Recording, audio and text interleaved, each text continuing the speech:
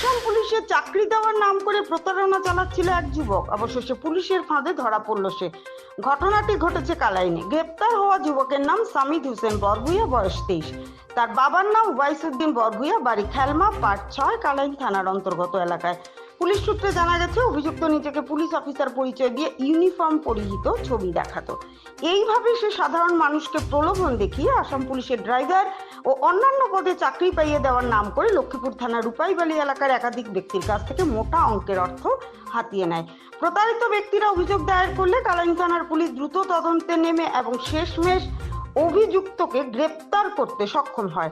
এক সাংবাদিক সম্মেলনের মাধ্যমে ঘটনার বিস্তারিত তথ্য তুলে ধরেন জ্যেষ্ঠ পুলিশ অধীক্ষক নুমাল মাহাত্তা। তিনি বলেন, এ ঘটনায় কালাইন থানায় মামলা নম্বর 88/2025 দায়ের হয়েছে।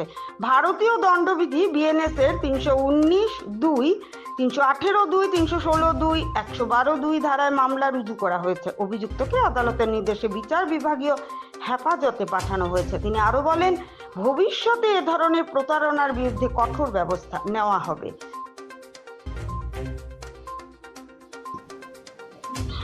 আমি এটা গোপন সূত্ৰৰ পম খেদি এজন ফেক পুলিচ সাব ইন্সপেক্টৰ, তেওঁৰ নাম হ'ল হামিদ হুছেইন বৰভূঞা, 23 বছৰ বয়স।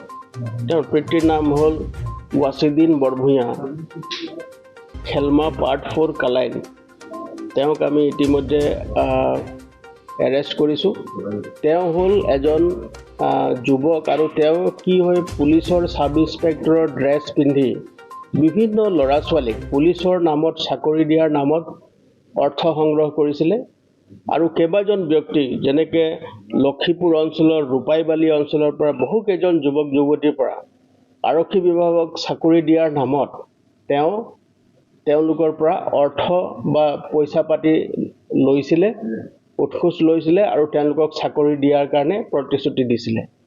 পিছত যেতিয়া কিছু লোকে সেই সংক্ৰান্তে বিষয়টো আমাৰ দৃষ্টিগোচৰ কৰে, আমি লগে লগে অনুসন্ধান কৰি গম পালোঁ যে ব্যক্তিজন এজন ভুৱা সাব ইন্সপেক্টৰ আৰু তেওঁ নিজে কিছুমান আৰক্ষী বিভাগৰ তেওঁ ইউনিফৰ্ম, ছামাৰ ইউনিফৰ্ম আছে, উইণ্টাৰ ইউনিফৰ্ম আছে, ষ্টাৰ আছে, সকলো তেওঁ সংগ্ৰহ কৰি কেতিয়াবা তেওঁ ফটো তুলি আৰু গৈ ইউনিফৰ্ম পিন্ধি মানুহৰ ওচৰত উপস্থিত হৈ তেওঁ চাকৰি দিয়াৰ ভুৱা আশ্বাস দি মানে অৰ্থ সৰকাই লৈছিলে। গতিকে এই সংক্ৰান্তে ইতিমধ্যে আমি এটা কেছ মোকৰ্দমা ৰুজু কৰিছোঁ কালাইন থানাত। Kalain police station case number 88/25 আৰু তেওঁক এৰেষ্ট কৰি ইতিমধ্যে আমি হাজোতলৈ প্ৰেৰণ, অনাৰেবল কোৰ্টত তেওঁক হাজিৰ কৰি আমি হাজোতলৈ প্ৰেৰণ কৰিছোঁ। বৰ্তমান এই সংক্ৰান্তত আমি তদন্ত চলাই আছোঁ আৰু দেখা গৈছে যে তেওঁ কোনেও নজনাকৈ এই ধৰণৰ এটা ইম্পাৰ্চনেটিং কৰি পুলিচ অফিচাৰৰ নামত কৰি তেওঁ বহুত লোকৰ পৰা অবৈধভাৱে ভুৱা আশ্বাস দি পেলাই ধন লাভ কৰিছিলে আৰু কিছু সংখ্যক লোক এতিয়াও আমাৰ ওচৰলৈ আহি আছে। গতিকে আমি তদন্ত চলাই আছোঁ আৰু তেওঁক আৰু অধিক আমি সোধপোছ কৰিবৰ কাৰণে আৰু ব্যৱস্থা গ্ৰহণ কৰিছোঁ আৰু তেওঁৰ বিৰুদ্ধে যাতে কঠোৰতম আইনগত ব্যৱস্থা হয় তাৰ কাৰণে আমি এই ব্যৱস্থা গ্ৰহণ কৰিছোঁ। কিমান দিনৰ পৰা আমি গম পোৱা মতে তেওঁ প্ৰায় 6 মাহতকৈ অধিক কাল তেওঁ বহুত লোকক ভুৱা আশ্বাস দি পেলাই অৰ্থ সংগ্ৰহ কৰি আছিলে আৰু কিছু লোকে তেওঁ ইউনিফৰ্ম দেখি পতিয়ন গৈছে, কাৰণ তেওঁ নিজৰ নেইম প্লেটো তেওঁ নিজৰ নামত ছপাই লৈছে, মানে তৈয়াৰ কৰি লৈছে। নেইম প্লেট পিন্ধি যায়, ইউনিফৰ্ম পিন্ধি যায়, পুলিচৰ কেপ পিন্ধি যায়, মানে মানুহে দেখিলে সম্পূৰ্ণ দিব লাগিব যে তেওঁ এজন পুলিচ অফিচাৰ হয়।